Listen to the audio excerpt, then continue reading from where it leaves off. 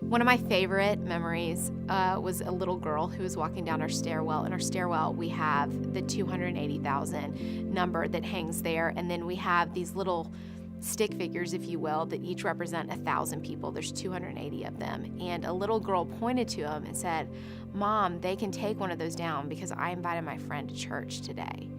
And I thought, wow, that's it. That's why we did it. We didn't do this so that everyone would think, what a cool church they are. We did this because every person matters to Jesus, and this little girl got it. And I thought that's the win.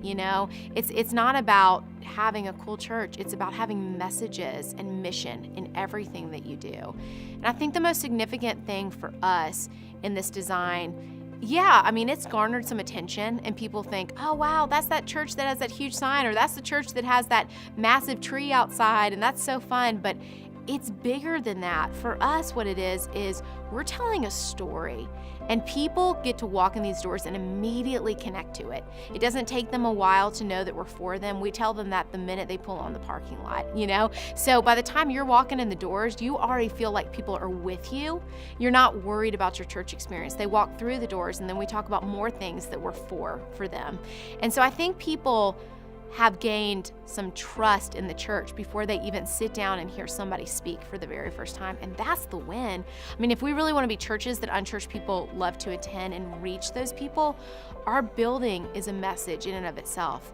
And when doors are shut and it's closed and it smells and all those other things that, sometimes we don't always notice, it sends a message to people of, we're not ready for you, we're not prepared for you, and honestly, we don't want you. And I think the message of Fort Gwinnett, and I think the message of our branding and our logo has said, we're ready for you, we're excited you're here, and we're for you.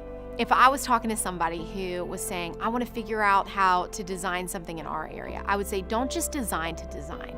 Design because you have a great message and you have a way to make that message stick. And so for us, I think it took us knowing what our message was. We didn't have our message year one as a church. We didn't have it year two. But over time, we started developing what that message is. So I would say, figure out what's your most compelling message. What's your bottom line that you want to say?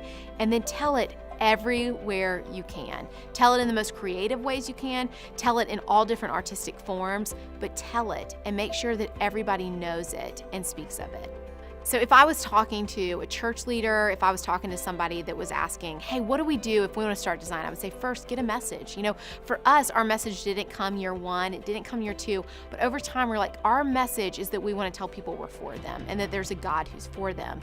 And so for us, I would say, wait till you have a message, and then once you do, don't be shy about it. Put it in every artistic form you can have it in, put it on every t-shirt, brand your building with it, because it will become your primary message. And all of a sudden, you're going to go from casting vision to people to having them carry the vision for you. And that's a game changer.